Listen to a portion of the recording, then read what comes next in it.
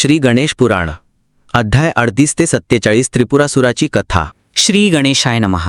भृगुऋषी सुमकांत राजाला पुढील कथा सांगू लागले। ते म्हणाले, हे राजा, श्री गणेशाच्या कृपेने घृतसमद्यांची पुढे थोर कीर्ती झाली। त्यांना मंत्रद्रष्टे ऋषी म्हणून मान्यता मिळाली। एके दिवशी घृतसमद्यांना जोराची शिंक आली। त्या शिंकेच्या आवाजाने भूमी थरथरली, नभोमंडळ दणाणले। त्या शिंकेतून एक तेजस्वी बालक प्रगट झाला। त्याला पाहून घृतसमद्यांना मोठे आश्चर्य वाटले। घृतसमद्यांनी त्या बालकाला विचारले, बालका, तू कोण आहेस? तेव्हा तो बालक म्हणाला, हे ऋषीवर्य, तुम्ही तर सर्वज्ञ असूनही असे का विचारता? तुमच्या शिंकेतून मी आत्ताच जन्माला आलो आहे। मी तुमचाच पुत्र आहे। मोठा झाल्यावर मी प्रचंड पराक्रम करणार आहे। त्या बालकाचे ते बोलणे ऐकून घृतसमद थक्कच झाले। घृतसमद्यांना आपल्या मातोश्रींच्याच म्हणजेच मुकुंदाच्या शापाचे स्मरण झाले। हा पुत्र दुष्ट व क्रूर तर नसेल या कुशंकेने त्यांचा मनात घार केले। ते भयभीत झाले, अस्वस्थ झाले। मग त्यांनी स्वतःची समजूत घातली आणि आपल्याला लाभलेल्या या पुत्रावर आपण चांगलेच संस्कार घडवायचे असा निश्चय केला। त्या पुत्राला त्यांनी गणेश भक्तीचे महात्म्य सांगितले आणि गणानाम त्वा गणपतीम या गणेश मंत्राचा उपदेश केला। पितृ आज्ञेने त्या बालकाने मंत्र अनुष्ठानास सुरुवात केली। त्याने 5000 वर्ष तपश्चर्या केली। त्या तपश्चर्येच्या प्रभावाने तो अत्यंत तेजस्वी दिसू लागला। त्या बालकाची ही खडतर साधना पाहून गणपती अतिशय प्रसन्न झाले। त्यांनी घृतस्मदांच्या पुत्राला प्रत्यक्ष दर्शन दिले व म्हणाले, बाळा, तू महान तपस्वी आहेस। तुझा भक्तिभाव आणि उपासनेवरची श्रद्धा पाहून मी संतुष्ट झालो आहे। तरी इष्टवरदान मागून घे। तेव्हा तो बालक म्हणाला, हे महाप्रभू, तुमच्या दर्शनाने मी धन्य झालो आहे। तुम्ही महासमर्थ आणि सर्व शक्तिमान आहात। तुम्हाला नमस्कार असो। तुमच्या मनात मला काही द्यायचे असेल तर चराचर सृष्टीसहित संपूर्ण ब्रह्मांडावर माझे प्रभुत्व राहील असे वरदान द्या। देव, दानव, मानव, यक्ष, किन्नर, विद्याधर, गंधर्व, ऋषी, मुनी आणि समस्त प्राणीमात्रांनी माझ्या आज्ञेत राहावे। इंद्र, वरुण, यम, कुबीर आदी लोकपालांनी माझी सेवा करावी। माझ्या सर्व मनोकामना पूर्ण व्हाव्यात। मला सर्व प्रकारचे भोग व अतुलनीय ऐश्वर्य प्राप्त व्हावे आणि अंती तुमच्या कृपेने माझा उद्धार व्हावा। तेव्हा महागणपतींनी तथास्तु असे म्हणून आशीर्वाद दिला। ते पुढे म्हणाले, वत्स, तुला एक लोखंडाचे, एक सोन्याचे व एक रुपयाचे म्हणजे चांदीचे अशी 3 पुरे म्हणजे विमाने प्राप्त होतील। त्यामुळे तू सर्वांना अजिंक्य होशील। भगवान शंकरांशिवाय कोणीही तुझा पराभव करू शकणार नाही। या 3 पुरांमुळे तू त्रिपुर नावाने विख्यात होशील।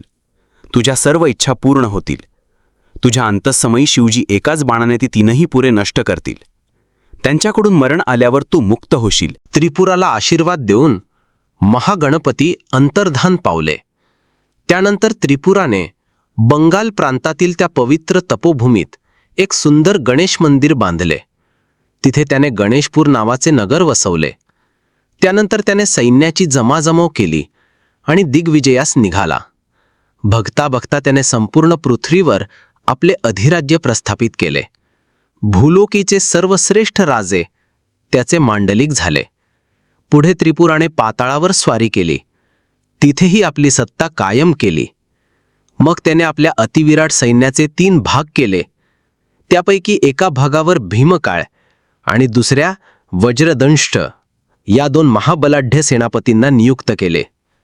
भीमकाई यांच्याकडे पृथ्वीची आणि वज्रदंष्ट यांच्याकडे पाताळाची शासन व्यवस्था सोपवली। तिसरा सैन्य विभाग स्वतःकडे घेऊन त्रिपुराने स्वर्गावर चढाई केली। नंदनवनाचा प्रचंड विध्वंस करून त्याने इंद्राला युद्धासाठी उद्युक्त केले। उभय पक्षी युद्धास तोंड फुकले। प्रचंड रणधुमाळी माजली। वीरांच्या गर्जना, रणवाद्यांचा निनाद, आव्हाने प्रतिआव्हाने, शस्त्रास्त्रांचा खणखणाट यांनी 10 दिशा व्यापून टाकल्या। निकराची लढाई झाली। देवांनी प्रखर प्रतिकार केला। त्यापुढे त्रिपुराचे सैन्य टिकले नाही। त्यांची पिछेहाट पाहून त्रिपुराने देवेंद्रावर चढाई केली। दोघांमध्ये घनघोर युद्ध झाले। तो भीषण संग्राम पाहून बलाढ्य वीरांच्या छातीत धडकी भरली। संधी मिळताच त्रिपुराने खड्गाचा प्रहार करून इंद्राच्या हातातील वज्र खाली पाडले। मग तेच वज्र उचलून त्याने प्रचंड त्विषाने ऐरावताच्या मस्तकावर आघात केला। तो भयंकर चित्कार करत मागे मागे सरकू लागला। निशस्त्र देवेंद्राने त्यावरून खाली उतरून त्याच्याशी मल्लयुद्ध आरंभले। दोघेही निष्ठुरपणे एकमेकांच्या वर्मावर आघात करण्याचा प्रयत्न करू लागले. त्यांचे डावपेच पाहून दोन्ही पक्षातील वीर थक्क झाले. त्रिपुराने मल्लविद्येचे कौशल्य पणाला लावून देवराजाला खाली पाडले. त्यांच्या पायाला धरून वेगाने गरगर फिरवले आणि दूर भिरकावून दिले. सगळ्या देवदेवतांनी इंद्रदेवाचा खूप शोध घेतला, तेव्हा ते एका पर्वत कपारीत मूर्छित आढळले. देवांचा दारुण पराभव झाला आणि त्यांनी पलायन केले. नंतर त्यांनी हिमालयाच्या दऱ्याखोऱ्यांचा आश्रय घेऊन तिकडे राहू लागले.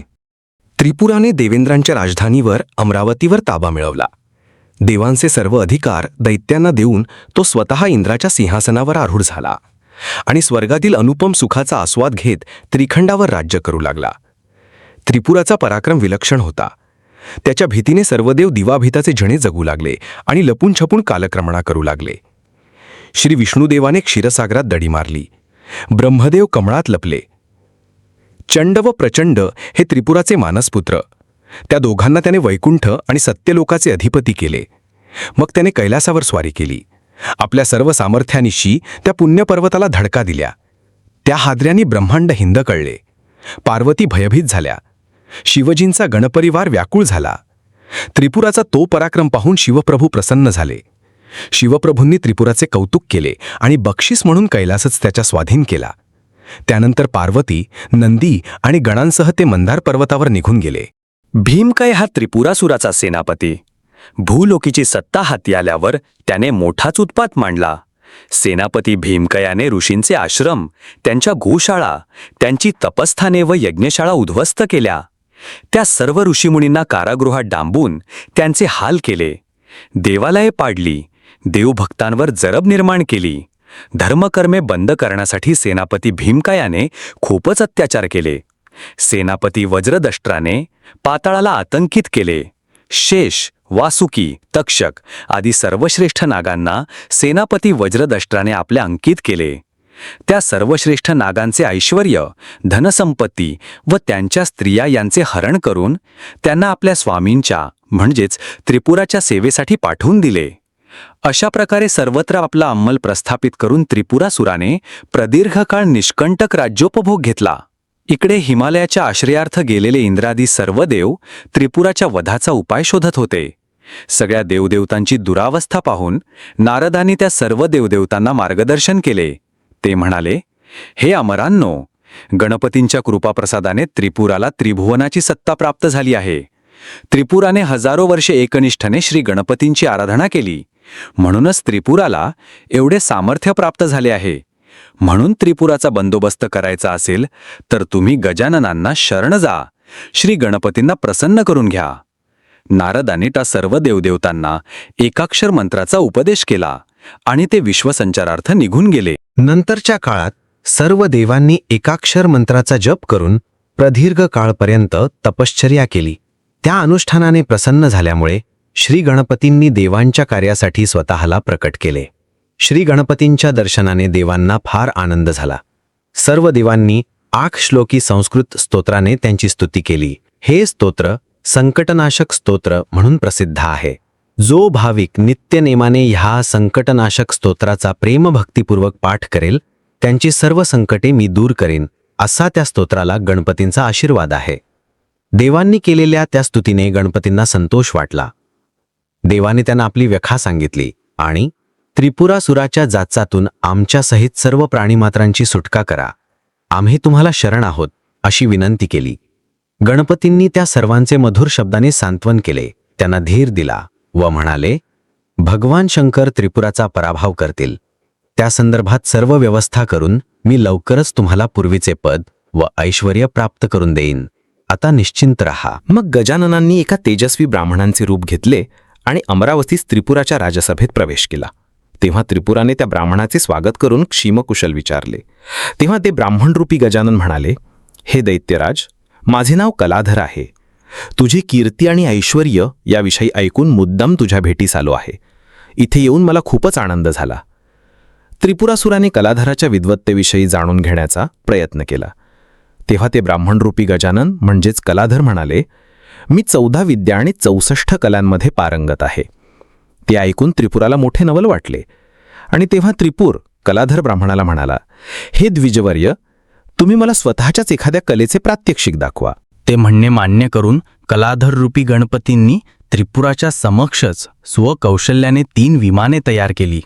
मग त्रिपुरास म्हणाले, हे दैत्यराज, या विमानांच्या साह्याने तू क्षणार्धात कोठेही जाऊ शकशील. तुझे मनात आणशील ते तुला त्वरित प्राप्त होईल. या विमानांचा कोणीही भेद करू शकणार नाही. पण एक गोष्ट लक्षात ठेव, शिवजींनी एकाच बाणात या 3ही पुरांचा अर्थात विमानांचा भेद केला तर तुला त्याच क्षणी मृत्यू येईल. अशा प्रकारे कलाधारांनी त्रिपुरासुराला त्याच्या मृत्यूचे रहस्य आधीच सांगून टाकले. त्याच्यासाठी ही धोक्याची सूचनाच होती, पण त्या कलाधर ब्राह्मणाच्या बोलण्याकडे त्रिपुराने विशेष लक्ष दिले नाही. ती विमाने आपल्याच मृत्यूचे कारण आहेत हे त्या त्रिपुराने जाणलेच नाही. ती विमाने पाहून त्याला खूपच आनंद झाला. तो कलाधारांना म्हणाला, विप्रश्रेष्ठ, तुम्ही खरोखरच गुणवान आहात. तुमचे कलाकौशल्य प्रशंसनीय आहे. मी तुमच्यावर प्रसन्न आहे. तरी निशंक मनाने जे हवे ते मागून घ्या. तेव्हा कलाधर ब्राह्मण म्हणाले, हे दैत्याधिपती, पूर्वी मी कैलास पर्वतावर गेलो होतो. तिथे चिंतामणी गणेशांची फारच मनोहर मूर्ती पाहिली. ती मूर्ती मला खूपच आवडली होती. ती माझ्यापाशी असावी अशी माझी उत्कट इच्छा आहे. म्हणून मला काही द्यायचे असेल तर ती गणेश मूर्ती आणून दे. त्रिपुरासूर म्हणाला, एवढेच ना? ही तुमची इच्छा मी लवकरच पूर्ण करतो.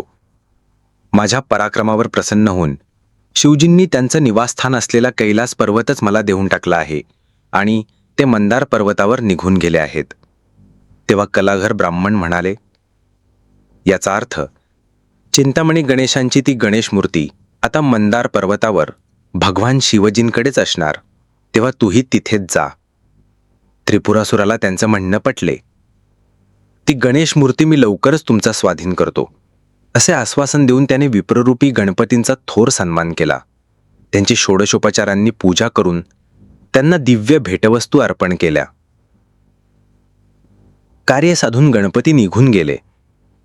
त्रिपुरासुराने दूत पाठवून शिवजींकडे चिंतामणी गणेश मूर्तींची मागणी केली. तेव्हा शिवप्रभूंनी त्यांची मागणी साफ धुडकावून लावली. दूत निराश होऊन रिकाम्या हाताने परतला. ते पाहून त्रिपुराला प्रचंड संताप आला. त्याने बलाढ्य दैत्यसेनेसह मंदार पर्वतावर चढाई केली. त्रिपुरासूर युद्धाला ठाकलेला पाहून शिवप्रभूंनी आपल्या सर्व गणांना युद्धाची तयारी करायला सांगितली. त्यावेळी गणपतींचे पूजन न करताच ते युद्धासाठी निघून गेले. बघता बघता दोन्हीकडचे वीर एकमेकांवर चढाई करून गेले. रणवाद्यांच्या निनादांनी आणि सैन्यांच्या गर्जनांनी सारा आसमंत दुमदुमून गेला. तुंबळ युद्ध सुरू झाले. तुल्यबळ योद्धे परस्परांना भिडले. नंदी आणि चंड, कार्तिकेय आणि प्रचंड, पुष्पदंत आणि भीमकाय, वीरभद्र आणि वज्रदंष्ट्र, इंद्र आणि त्रिपुरासुराचा प्रधान, जयंत आणि त्रिपुरपुत्र यांच्यात हातघाईची लढाई सुरू झाली. आव्हाने प्रतिआव्हाने देत ते बलाढ्य योद्धे एकमेकांचा घात करण्यासाठी भयंकर शस्त्रास्त्रांचा मारा करू लागले. एकच रणधुमाळी माजली. प्रेतांचे खच पडू लागले. मंदार पर्वतावर रक्ताच्या नद्या उगाम पावल्या. त्या नद्यांमध्ये वीरांची मस्तके, त्यांची धडे व भग्न अवयव वाहताना दिसू लागली. शिवगणांनी पराक्रमाची शर्थ करून त्रिपुराच्या बलाढ्य दैत्यसेनेला पुरते जर्जर केले. हार पत्करून ती दशदिशांना पळू लागली. ते पाहून संतापलेल्या त्रिपुराने देवसेनेवर भयंकर अग्निअस्त्राचा प्रयोग केला. त्यातून उसळलेली प्रचंड अग्निज्वाला देवांना भस्मसात करू लागली. त्याच ज्वालेतून एक अतिविराट भयानक पुरुष उत्पन्न झाला. तो आपल्या अक्राळ विक्राळ जबड्याने देवसैन्याला गिळंकृत करू लागला. भयभीत झालेले देव आणि शिवगण शंकरांच्या आश्रयास धावले. तेव्हा संतापलेल्या शिवजींनी त्या ज्वालोत्पन्न पुरुषावर भयंकर विनाशकारी अस्त्रांचे प्रयोग केले. त्या अस्त्राच्या प्रहाराने तो महाभयानक पुरुष खाली पडायचा. मग पुन्हा उठून हाहाकार माजवायचा. त्यामुळे देवसैन्य आणि शिवगण हतबल झाले. अवसान गळालेले, बिथरलेले असे ते सर्वजण प्राणरक्षणार्थ वाट फुटेल तिथे पळून गेले. शिवजींनीही युद्धभूमीवरून काढता पाय घेतला. या विजयाच्या उन्मादात त्रिपुरासुराने पार्वतीचे हरण करण्याचा निश्चय केला. हे वृत्त कळताच पार्वती भयभीत झाल्या. त्या सूक्ष्म रूपाने आपल्या पिताजींकडे म्हणजेच हिमालयाकडे निघून गेल्या. त्यांच्या वडिलांनी हिमालयांनी त्यांना अत्यंत दुर्गम आणि गुप्तस्थानी लपवले. त्रिपुरासुराने मंदार पर्वतावर पार्वतीचा कसून शोध घेतला, पण त्रिपुरासुराला पार्वती काही सापडलं नाहीत. चिंतामणी गणेशमूर्ती मात्र सापडली. जिच्यासाठी शिवशंभूंशी युद्ध करावे लागले ती गणेशमूर्ती सापडल्यामुळे त्रिपुरासुराचा आनंद गगनात मावेना. ती गणेशमूर्ती खरोखरच अप्रतिम होती. देदीप्यमान आणि दिव्य रत्नांनी मंडित होती. त्याने ती गणेशमूर्ती आपल्याबरोबर घेतली आणि माघारी वळला. तेवढ्यात ती गणेशमूर्ती अदृश्य झाली. या घटनेचे त्याला मोठे आश्चर्य वाटले. तसेच आपण दिलेला शब्द पूर्ण करू शकणार नाही याचे वैषम्यही वाटले. दिवाणसहित प्रत्यक्ष शिवजींचा पराभव केला म्हणून त्रिपुरासुराला फारच उन्माद चढला. त्यांनी त्रिखंडात उच्छाद मांडला. ऋषी, मुनी, देवभक्त, शिवभक्त, सज्जन, सदाचारी माणसे यांचा फारच छळ केला. त्रिपुरासुराच्या अत्याचाराने समस्त सृष्टी त्राही करू लागली. सर्वत्र भीषण अवकळा पसरली. प्रजा संत्रस्त झाल्या. देवदेवता हतबल होऊन हा सर्व प्रकार पाहत होते. त्यावेळी नारदाने शिवप्रभूंची भेट घेतली व म्हणाले, महादेव, तुम्ही चिंतामणी गणेशांची पूजा न करताच त्रिपुराशी युद्ध केलेत, म्हणून ही पराभवाची नामुष्की पत्करावी लागली आहे. श्री गणपतीच्या वरदानानेच त्रिपुराला मोठे सामर्थ्य प्राप्त झाले आहे, हे लक्षात घ्या.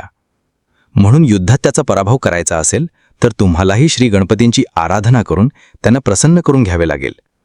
त्यानंतरच तुम्ही त्या असुराशी युद्ध करा, म्हणजे तुम्हाला यश मिळेल. शिवजींनाही त्यांचे म्हणणे पटले. ते म्हणाले, ब्रह्मर्षी, मी तुमचा अत्यंत आभारी आहे. तुम्ही मला योग्य वेळी योग्य सूचना दिलीत. पूर्वी श्री गणपतीने मला एकाक्षर व षडाक्षरी मंत्राचे महात्म्य सांगून संकटसमयी त्या मंत्राचा जप करायला सांगितला होता. त्रिपुराशी युद्ध करायला जाताना मला या गोष्टीचे विस्मरण झाले. मी चिंतामणी गणेशाचे पूजन केले नाही म्हणून माझा पराभव झाला, हे स्पष्ट आहे. त्यानंतर शिवजींनी दंडकारण्यातील एकांतात 10 वर्षे एकाग्रतेने श्री गणेशांची आराधना केली. तेव्हा शिवजींच्या मुखातून दिव्य आणि विलक्षण रूपात श्री गजानन प्रकट झाले.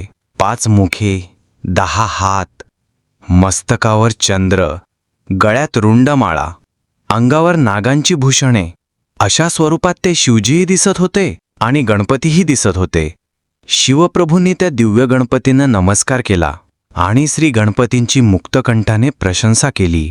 तेव्हा श्री गणपती म्हणाले, महादेव, मी तुमच्यावर प्रसन्न आहे.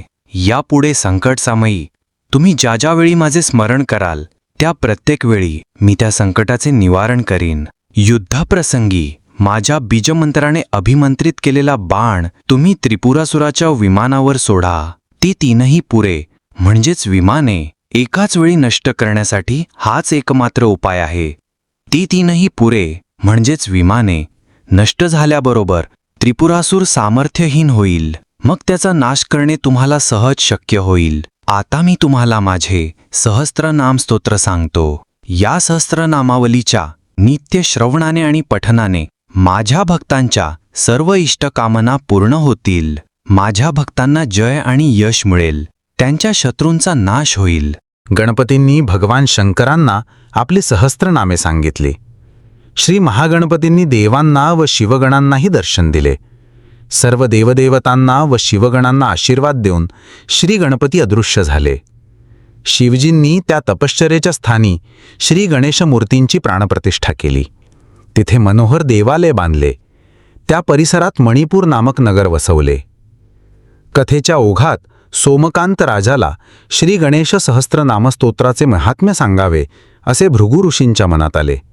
भृगु ऋषी म्हणाले, राजा, श्री गणेश सहस्त्रनामावलीच्या अद्भुत प्रभावाची अनुभूती आल्यानंतर शिवजींनी ती ब्रह्माजींना सांगितली. त्यांनी ती व्यासांना सांगितली आणि व्यासांकडून ती लोककल्याणार्थ जगात प्रकट झाली. श्री गणेश सहस्त्रनाम स्तोत्राची गणपती ही देवता आहे. गम हे बीज आहे. पुष्कल हा छंद आहे. तुंडे ही शक्ती आहे आणि स्वाहा हे कीलक आहे. गणेशः गणक्रीडा या नामाने या स्तोत्राचा प्रारंभ होतो आणि अनंत नामः अनंतश्री अनंतो मुनिसंस्थितः या नामाने ते पूर्ण होते. पहाटेच ब्राह्ममुहूर्तावर या स्तोत्राचा शांत चित्ताने, एकाग्रतेने व भक्तिभावाने नित्यपाठ करणाऱ्या उपासकाला जगातील सर्व प्रकारची सुखे व सर्व प्रकारची दैवी संपत्ती प्राप्त होईल. तो सर्व सद्गुणांनी युक्त होईल. त्याचे इहपर कल्याण होईल, असा श्री गजाननांचा या स्तोत्राला आशीर्वाद आहे.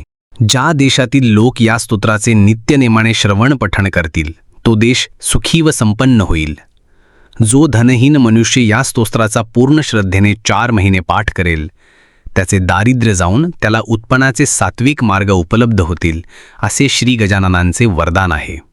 ज्या कोणाला मनात असूनही कामधंद्यांच्या व्यवसायाच्या व्यापामुळे वा अडचणींमुळे सहस्त्रनामस्तोत्राचे पठण करता येत नाही, त्यांनी गजाननांना अत्यंत प्रिय असलेल्या 21 नामांचा जप केल्यास त्यांना सहस्त्रनाम जपाचे पुण्य लाभेल असेही त्यांनी सांगितले आहे. गणपतींची ती परमसिद्धिदायक आणि पवित्र नामे अशी आहेत: गणंजय, गणपती, हेरंब, धरणीधर, महागणपती, लक्षप्रदाय, वरद, क्षिप्रप्रसाद, अमोघसिद्धी, अमित, मंत्र, चिंतामणी, निधी, सुमंगल, आशापूर, बीज, शिव, काश्यपनंद, वाचासिद्ध, नंदन आणि ढोंडीविनायक. श्री गणेश सहस्त्रनामावलीचे महात्म्य सांगून भृगु ऋषी मूळ कथेकडे वळले. ते म्हणाले, राजा, श्री गणपतींकडून त्रिपुरासुराच्या वधाचे रहस्य आणि वरदान प्राप्त झाल्यामुळे शिवजींना खूपच आनंद झाला. त्यांनी सुंदर नृत्य केले. मग सर्व देवांना बोलावून युद्धाची सिद्धता करायला सांगितली. हे वृत्त कळताच त्रिपुरासुरानेही युद्धाची जय्यत तयारी केली आणि तो देवांवर चढाई करून गेला. उभयपक्षी तुंबळ लढाई झाली. त्या अटीतटीच्या युद्धात देवसेनेला पुन्हा एकदा भयंकर हानी सोसावी लागली. देवसेनेचा मोठ्या प्रमाणावर नाश झाला. हजारो देवगड जायबंदी झाले. तेव्हा संतापलेल्या देवेंद्रांनी असुर सेनेत घुसून वज्रप्रहाराने मोठी कत्तल केली. त्यांच्यापुढे कोणाचेच काही चालेना. असुरांकडील महावीरही हतबल झाले. तेव्हा त्रिपुरासुराने एक अभिमंत्रित बाण सोडला. त्या बाणातून सहस्त्रावधी बाण उत्पन्न झाले. त्या बाणांनी सारा आसमंत व्यापून टाकला. इंद्र निष्प्रभ झाले. देवसैन्य दशदिशांना पळू लागले. पुन्हा एकदा पराजय पदरात पडतो की काय अशी देवांना धास्ती वाटू लागली. तेव्हा शिवप्रभूंनी त्रिपुरासुराचा वधाचा निश्चय केला. त्यांनी पृथ्वीचा रथ केला. त्याला सूर्य व चंद्र ही 2 चाके जोडली. ब्रह्मदेव त्या रथाचे सारथी झाले. अश्विनी कुमार रथाचे अश्व झाले. शिवजींनी मेरू पर्वताचे धनुष्य केले. बाण म्हणून श्री विष्णूंची योजना केली. मग आचमन, प्राणायाम, गणेशस्मरण करून श्री गणेश सहस्त्रनामावलीचा पाठ केला. एकाग्र चित्ताने एकाक्षर मंत्राचा जप केला. विष्णुरूपी बाणाची विधिवत पूजा करून त्याला अभिमंत्रित केले. मग पृथ्वीरूपी दिव्य रथावर आरूढ ते रणांगणात आले. त्यांनी त्रिपुरासुराला युद्धाचे आव्हान दिले. भगवान शिवजींना पाहून देवसेनेतही उत्साह संचारला. रणवाद्यांच्या निनादात दोघांचीही सैन्य एकमेकांवर तुटून पडले. प्रचंड रणधमाळी माजली. त्रिपुरासूर आणि शिवजी मोठ्या त्वेषाने परस्परांवर शस्त्रास्त्रांचे प्रहार करत होते. दोघेही महाबलाढ्य. तिथे कुणी कोणाला हार जावे.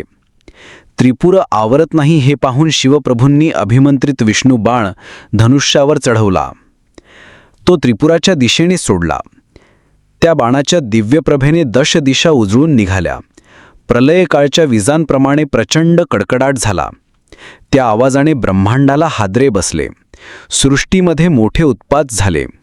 त्या महातेजस्वी बाणाने त्रिपुरासुराची 3ही पुरे म्हणजे विमाने एकाच वेळी भेदली. ती जळून भस्मसात झाली. त्या बाणाने मूर्छित झालेला त्रिपूर पुन्हा उठलाच नाही. त्याच्या देहातून निघालेली प्राणज्योत शिवजींच्या शरीरात प्रविष्ट झाली. त्यावेळी त्रिपुर मुक्त झाला अशी आकाशवाणी झाली. त्याच्या वधानंतर उरल्यासुरल्या असुरांना देवगणांनी ठार केले. देवांना मोठा विजय प्राप्त झाला. त्रिपुरासुराच्या वधाने संपूर्ण त्रिखंडात आनंदाला उधाण आले. सर्व देवदेवतांनी शिवजींवर पुष्पवृष्टी करून त्यांची अपार स्तुती केली. असुरांच्या ताब्यातून मुक्त झालेली अमरावती देवांना पुन्हा प्राप्त झाली. इंद्र सिंहासनारूढ झाले. देवता आपापल्या अधिकारानुसार पुन्हा कार्यरत झाल्या. सृष्टीचक्र पूर्वपदावर आले. भगवान शंकरांनी कार्तिक पौर्णिमेस त्रिपुरासुराचा वध केला. त्यामुळे त्या पौर्णिमेला त्रिपुरारी व त्या तिथीला त्रिपुरारी पौर्णिमा असे नाव पडले. या प्रसंगाचे स्मरण म्हणून घरोघरी दीपोत्सव करण्याची प्रथा रूढ झाली. कार्तिक मासातील उपासनांचे फार महत्त्व आहे. या मासात स्नान, दान, जप, तप, होमादी धर्मकृत्य केल्याने त्यांचे अपार पुण्य मिळते. म्हणून कार्तिक मासाला बहुल मास आणि कार्तिक पौर्णिमेस बहुली पौर्णिमा असे म्हणतात. कार्तिक पौर्णिमेस प्रातःसमयी शिवपूजन केल्याने रात्री घडलेली पापे नष्ट होतात. माध्यान्ही शिवपूजन केल्याने जन्मभरात घडलेली पातके भस्मसात होतात. आणि सायंकाळी प्रदोषसमयी शिवपूजन केल्याने 7 जन्मातील सर्व पापांचे निवारण होते. या दिवशी दीपोत्सव केल्याने शिवजींची प्रसन्नता लाभून सर्व कार्य यशस्वी होतात. मनुष्याला सुख, शांती व समाधान प्राप्त होते. त्रिपुरारी पौर्णिमेचे महात्म्य हे असे आहे. श्री गणेश पुराण अध्याय 38 ते 47 समाप्त.